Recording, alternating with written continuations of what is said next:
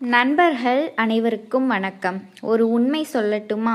நீங்கள் இப்பொழுது இருக்கும் அதே நிலைமையில் இருந்தால் இன்னமும் 10 ஆண்டுகள் ஆனாலும் உங்களை யாரும் மதிக்கப் போவதில்லை. ஏன் தெரியுமா? நீங்கள் மற்றவர்கள் வாழ்க்கையில் ஒரு தேவைப்படும் பொருளாக மாறிவிட்டீர்கள். ஒரு மரியாதைக்குரிய மனிதராக இல்லை. நீங்கள் இல்லை என்றால் அவர்களுக்கு சில வேளைகள் கெடலாம், ஆனால் அவர்கள் இதயம் வலிக்காது. இது எவ்வளவு பெரிய அவமானம் என்று உங்களுக்கு புரிகிறதா? இந்த உலகம் யாரை கொண்டாடுகிறது என்று கவனித்திருக்கிறீர்களா? யார் ஒருவன் தன்னை தரம் தாழ்த்தி கொள்ளாமல் எப்போதும் விலக வேண்டும் என்று தெரிந்து வைத்திருக்கிறானோ அவனை உலகம் அண்ணாந்து பார்க்கும். ஒரு ராஜா எப்போதுமே மக்கள் கூட்டத்தில் நின்று கொண்டிருக்க மாட்டான். அவன் தூரத்தில் இருப்பதால் தான் அவனுக்கு அந்த சிம்மாசனமே கிடைக்கிறது. நீங்களும் அந்த சிம்மாசனத்தை அடைய வேண்டும் என்றால் அதிகப்படியான இருப்பை எரித்து சாம்பலாக்கி கொள்ள வேண்டும். இன்று நான் சொல்லப்போகும் இந்த 5 இடங்கள் வெறும் இடங்கள் அல்ல, அவை உங்கள் சுயமரியாதைக்கான அக்னி பரீட்சைகள். இந்த 5 இடங்களில் நீங்கள் எப்படி புறக்கணிக்க வேண்டும் என்பதை மட்டும் கற்றுக்கொண்டால் உங்களை சாதாரணமாக நினைத்தவர்கள் உங்கள் பார்வைக்காக ஏங்கி தவிப்பார்கள். குறிப்பாக அந்த 5வது இடம். அங்கே நீங்கள் காட்டும் மாவனம் ஒரு 1000 போர் வீரர்களின் வாளை கூட கூர்மையாக இருக்கும். இந்த 5 இடங்களை பற்றி நான் உங்களுக்கு சொல்ல போகும் தகவலை உங்களை சுற்றியுள்ள மனிதர்களின் முகத்திரையை கிழிக்கும் உண்மைகள். ஆனால் இதை நீங்கள் பார்ப்பதற்கு முன்பாக ஒரு நிமிடம் உங்கள் வாழ்க்கையை திரும்பி பாருங்கள். உங்கள் வாழ்க்கையில் நீங்கள் உயிரை கொடுத்து நேசித்த நபர் அல்லது மதிக்க துடித்த ஒரு நபர் உங்களை ஒரு முறை கூட மதிக்காமல் எப்படியும் இவன் நம்மளை விட்டு போக மாட்டான் என்று நினைத்து அலட்சியப்படுத்திய தருணம் உண்டா? அப்படி யாராவது உங்கள் சுயமரியாதையை சீண்டி இருந்தால் அந்த வலி என்னவென்று உங்களுக்கு தெரியும். அந்த வலியை நீங்களும் அனுபவித்திருந்தால் நிச்சயமாக என்னிடம் பகிர்ந்து கொள்ளுங்கள். நான் அந்த வழியை கடந்து விட்டேன் என்று பதிவிடுங்கள். அதே வழியில் இருக்கும் வேறொருவருக்கு மிகப்பெரிய நம்பிக்கையை தரும். அதே போல இதில் சொல்லப்படும் உண்மைகள் உங்கள் வாழ்க்கையில் அடுத்த கட்டத்திற்கு பயனுள்ளதாக இருக்கும் என்று நம்பினால் நிச்சயம் எங்களை தொடர்ந்து பயனடையுங்கள். நீங்கள் செய்யும் ஒவ்வொரு வேலைகளும் நபர்களிடம் கொண்டு சேர்க்கும். உங்கள் மதிப்பை குறைக்கும் அந்த முதல் இடம், உங்களை பற்றி மற்றவர்கள் என்ன நினைக்கிறார்கள் என்று நீங்கள் கவலைப்படும் அந்த இடம்தான்.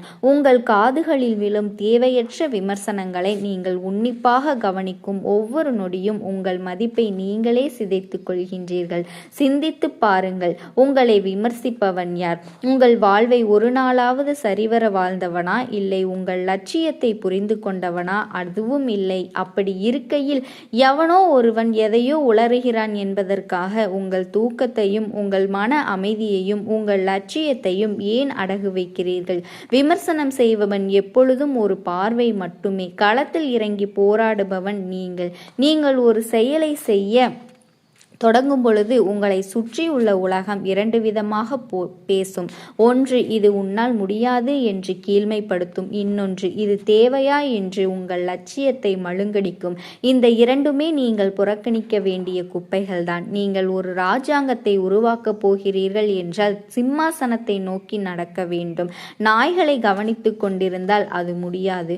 உண்மை என்றவென்றால் விமர்சனத்தை புறக்கணிப்பது பலவீனம் அல்ல, அது நீங்கள் உங்கள் இலக்கில் எவ்வளவு உறுதியாக இருக்கிறீர்கள் என்பதற்கான சான்றிதழ். எவன் ஒருவன் தன் பாதையில் உறுதியாக இருக்கிறானோ அவனை பார்த்து இந்த உலகம் பயப்படும்.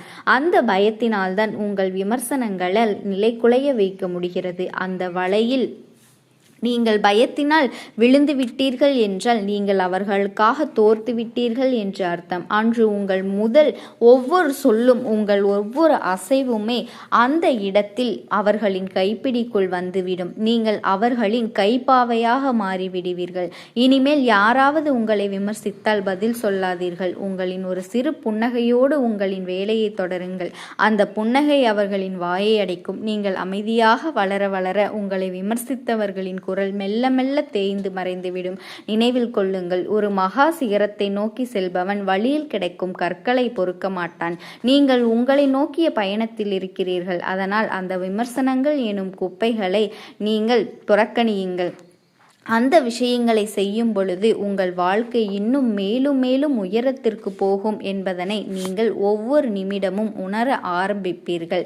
அதில்தான் உங்கள் முதல் வெற்றி அடங்கியிருக்கிறது. உங்களின் மதிப்பை படுகொலியில் தள்ளும் 2வது இடம்.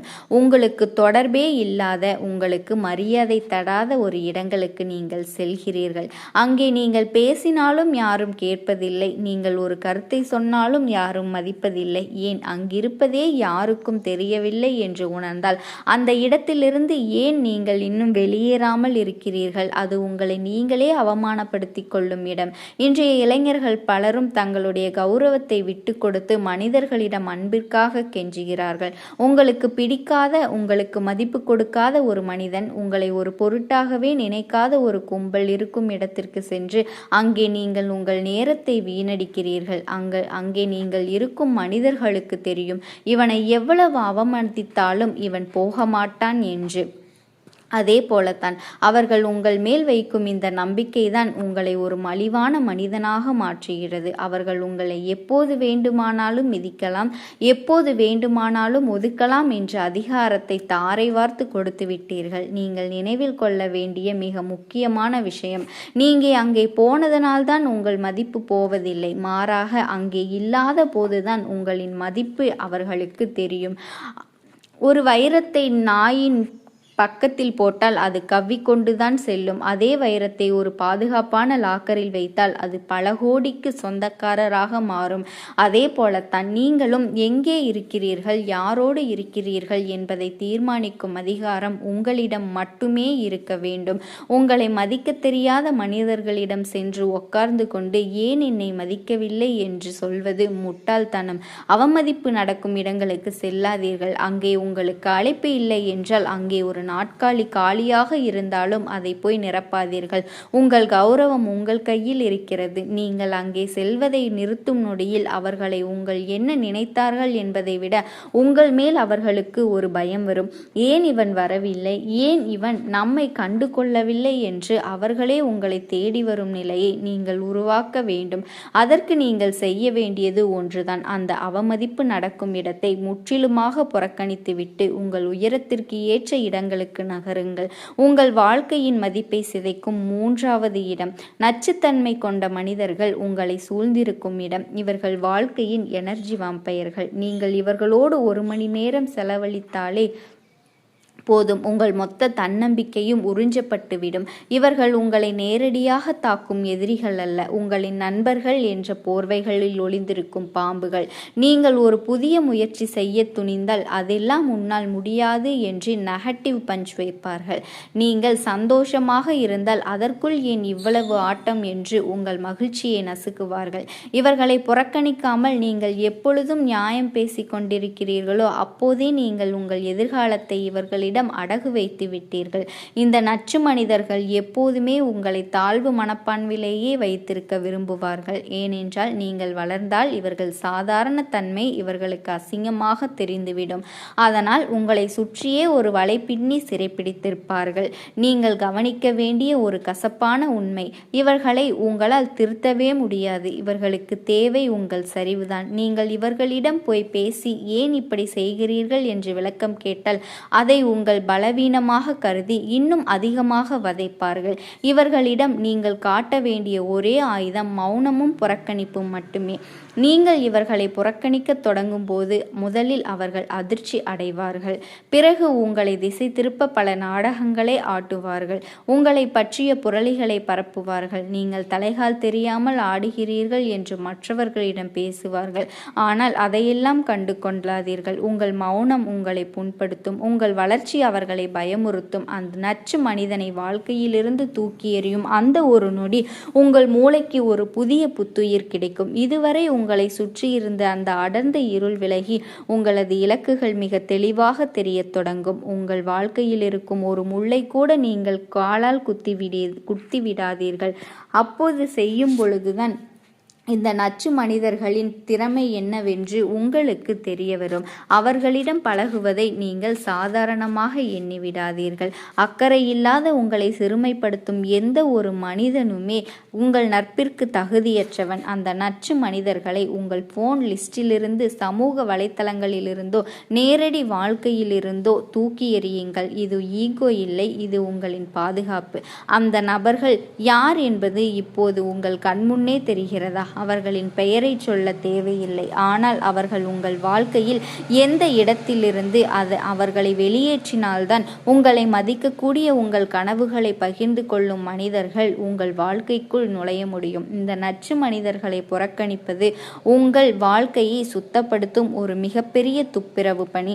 உங்களின் மதிப்பை சிதைக்கும் 4வது இடம் உங்களின் கடந்த கால தோல்விகளில் புதைந்து கிடைக்கும் அந்த நினைவுகளின் உலகம். பல மனிதர்கள் இப்பொழுதும் ஏன் ஒரு நிலையில் தேங்கி நிற்கிறார்கள் தெரியுமா? அவர்கள் இன்னும் வாழ்ந்து கொண்டிருக்கும் காலத்தில் அல்ல, நேற்று அவர்கள் செய்த தவறுகளில், நேற்று அவர்களை யாரோ ஏமாற்றிய தருணங்களில், நேற்று அவர்கள் தோற்று கீழே விழுந்த அந்த பள்ளத்தாக்குகளில். ஒரு முறை உங்களை ஒருவன் ஏமாற்றிவிட்டான் என்றால் நீங்கள் அவனை திட்டிக் கொண்டே இருப்பது உங்கள் தவறு. ஒரு முறை நீங்கள் ஒரு தேர்வில் தோற்றுவிட்டீர்கள் என்று தோல்வியடைந்து உங்கள் முகவரியவே மாற்றிக்கொள்ள என்னால் முடியாது என்று உங்களை நீங்களே சிறையை உருவாக்கி கொள்வது மிகப்பெரிய ஒரு அறியாமை. கடந்த காலம் என்பது ஒரு சுடுகாடு. அங்கே தோண்ட தோண்ட உங்களுக்கு கிடைப்பது எலும்புகளும் அழுகிப்போன நினைவுகளும் மட்டும்தான். அதிலிருந்து உங்களுக்கு புதிதாக எதுவும் கிடைக்கப் போவதில்லை. ஆனால் பலர் ஏன் அங்கே அடிக்கடி சென்று அமர்ந்து கொள்கின்றார்கள்? ஏனென்றால் தோல்வி என்பது அவர்களுக்கு பழகிப்போன ஒரு விஷயமாக மாறிவிட்டது. தோல்வியை சுமந்து கொண்டு நடப்பது உங்களுக்கு ஒரு பாதுகாப்பான முயற்சி. அதனால் என்னால் முயற்சி செய்ய முடியாது என்று நீங்களே சாக்குப்போக்கை உருவாக்கி கொள்ள அது வசதியாக இருக்கிறது. ஆனால் இதை புரிந்து கொள்ளுவன் ஒருவன் நேற்று எனக்கு என்னவாக இருந்தான் என்பது முக்கியமல்ல, அவன் எனக்கு இன்று என்னவாக இருக்கிறான் என்பதுதான் மிக முக்கியம். நிச்சயமாக யோசித்து பாருங்கள், உங்கள் வாழ்க்கை இன்னும் அழகாக